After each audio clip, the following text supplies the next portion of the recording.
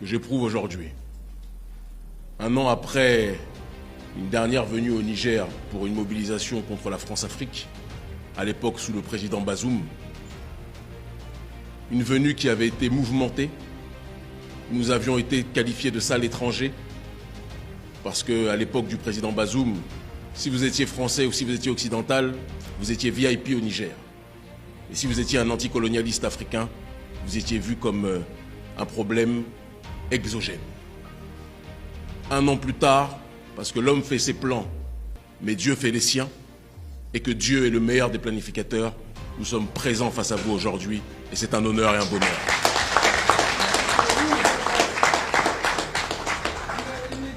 Je ne peux pas commencer cette allocution sans remercier non seulement mon frère de très longue date, le frère Oumarou Abdelrahman, le représentant d'Urgence panafricaniste au Niger, et mon frère Anas, un courageux militant, un courageux activiste qui se bat, tout comme le frère Oumarou, au péril de sa vie pour la souveraineté de notre peuple. Et au-delà de ça, rendre hommage, et je vais vous demander de les applaudir chaleureusement quand je les aurai cités, le M62, le Front Patriotique et Boukata, qui sont des structures qui ont dédié leur vie, tout comme nous le faisons avec Urgence panafricaniste depuis tant d'années, en Afrique francophone et dans la diaspora, pour que notre peuple puisse retrouver sa souveraineté. Pendant trop longtemps, l'oligarchie d'Occident, je dis bien l'oligarchie parce que notre problème n'est pas le peuple occidental, n'est pas le prolétariat occidental, mais est l'élite occidentale. L'oligarchie d'Occident a fait croire à notre peuple que nous n'étions pas capables de nous lever, a fait croire à notre peuple que nous n'étions pas capables de nous révolter, a fait croire à notre peuple que nous n'étions pas capables d'obtenir notre souveraineté. Mais en un espace-temps record, par la grâce de Dieu, parce qu'il est dit que Dieu ne change pas les conditions d'un peuple tant que le peuple ne change pas lui-même, eh bien le peuple a changé, le peuple est debout et personne ne pourra l'arrêter. Dieu ne peut pas être du côté de l'injustice. Dieu ne peut pas laisser systématiquement le pillage d'un peuple sur un autre s'opérer. Il arrive un moment où il y a le début du film et il y a la fin du film. Nous arrivons à la fin d'un film tragique qui a connu la mort, qui a connu l'assassinat, qui a connu le pillage, qui a connu le meurtre, qui a connu la corruption, qui a connu la déstabilisation. Mais aujourd'hui, les fils et filles dignes de nos peuples ont décidé de se réunir, comme l'a dit le frère Anas brillamment, comme l'a dit mon frère, mon grand frère et ami Oumarou brillamment, en l'honneur de nos pères et mères qui sont morts au combat. Nous avons décidé aujourd'hui de braver les limites, de transcender les barrières coloniales qui nous ont été imposées lors de la conférence de Berlin et d'agir tel un seul peuple, comme le disait Marcus Garvey, un peuple, un but, une destinée. Parce que le sort du Niger, c'est le sort de l'Afrique dans sa globalité. Parce que le sort du Mali, c'est le sort de l'Afrique dans sa globalité. Je suis issu d'un peuple qui se nomme le peuple béninois, le peuple du Dahomey. Un peuple qui est dirigé par un président qui se nomme Patrice Talon, qui a décidé de suivre les directives du président Emmanuel Macron. Je suis venu vous rappeler qu'il existe la CEDEAO des dirigeants corrompus, mais il existe aussi la CEDEAO des peuples. Et les peuples sont avec le Niger. Et le peuple béninois ne se reconnaît pas dans la dérive du président Patrice Talon. Le peuple béninois est aligné à 100% avec le peuple du Niger et je veux que les médias le retiennent.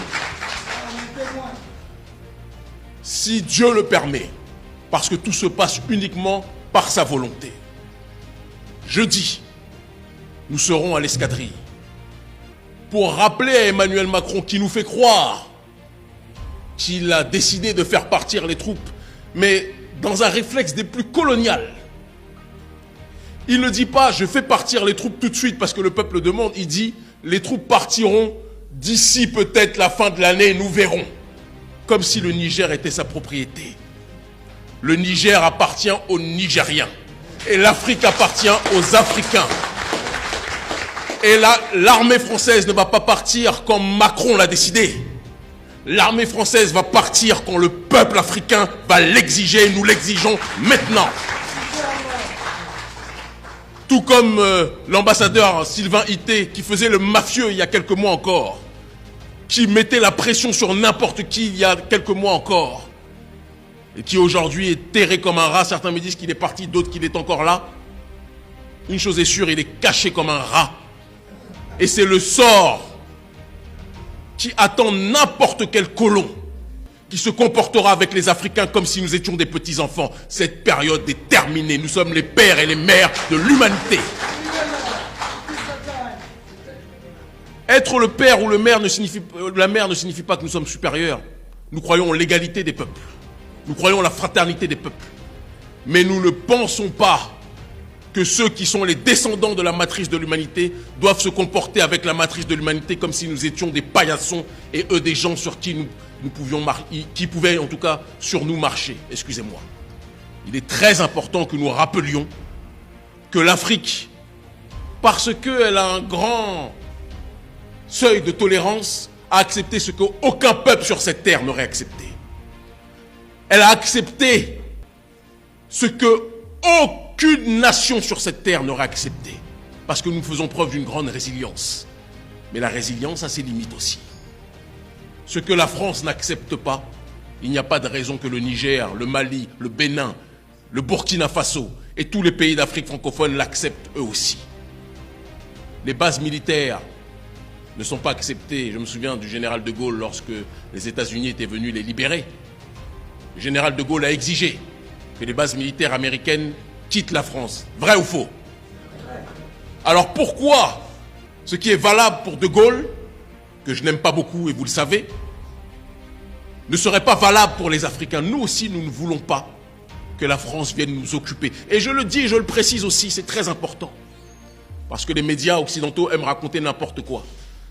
Nous ne sommes pas venus ici pour dire que nous voulons vendre notre peuple à la Russie. Attention. Le seul messie de l'Afrique, c'est l'Afrique elle-même. C'est important qu'on le dise. Et ne confondons pas une alliance temporaire avec une collaboration éternelle. La meilleure des alliances pour les Africains, c'est l'alliance entre les Africains eux-mêmes. Mais tant que nous aurons des dirigeants corrompus qui refusent d'aider le peuple à se libérer, nous serons obligés dans une dimension géostratégique d'aller chercher un peu partout des alliés. Mais ne croyez pas que nous perdons le nord ou que nous n'avons pas de boussole. Nous savons exactement où nous allons. Et le jour où nos partenaires se comporteront comme l'oligarchie française se comporte avec nous depuis tant d'années, que nos partenaires, que ce soit Cuba, que ce soit la Russie, que ce soit l'Iran, que ce soit la Turquie ou autres, si ces partenaires se comportent comme la France, nous les combattrons demain aussi. Que les choses soient claires. Que les choses soient claires. Il y a un réflexe chez les médias occidentaux qui consiste à dire que l'oligarchie d'Occident a le droit de faire de la géostratégie. Quand eux créent des partenariats, on dit c'est de l'intelligence politique. Mais quand les Africains créent des partenariats, on dit ils cherchent des nouveaux colons. Parce que pour eux, les Africains ne sont bons qu'à être colonisés. Il faut qu'ils sachent que partout où nous allons le menton pointé vers le ciel. Et nous ne nous soumettons qu'à une seule autorité, c'est Dieu Tout-Puissant qui n'engendre pas et qui n'a pas été engendré. Le reste, nous les regardons les yeux dans les yeux. Vous m'avez vu au Parlement russe dire aux Russes que s'ils se comportent comme la France, nous les combattrons. Vous m'avez vu, oui ou non? Et je dis, et nous le disons à tout le monde, comportez-vous avec l'Afrique avec respect. Sinon, vous risquerez d'en perdre des plumes.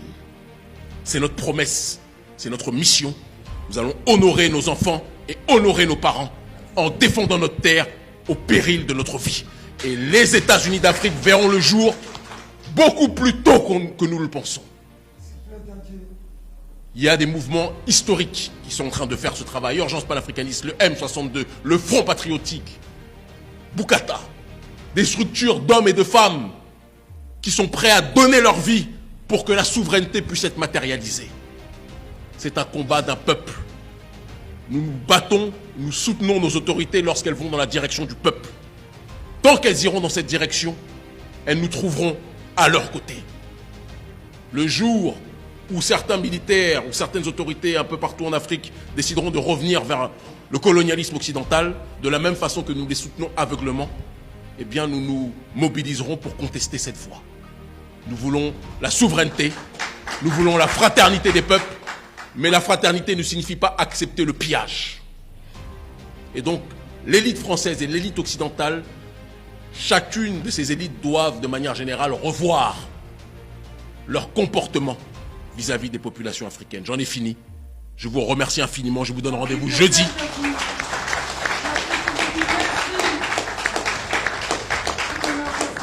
Et je dis aux espions qui, comme dans chacune de nos conférences dans le monde, sont dans la salle, que la paix soit sur vous. Si cette vidéo vous a plu, n'hésitez pas à liker, à partager et à vous abonner pour plus de contenu. Ciao!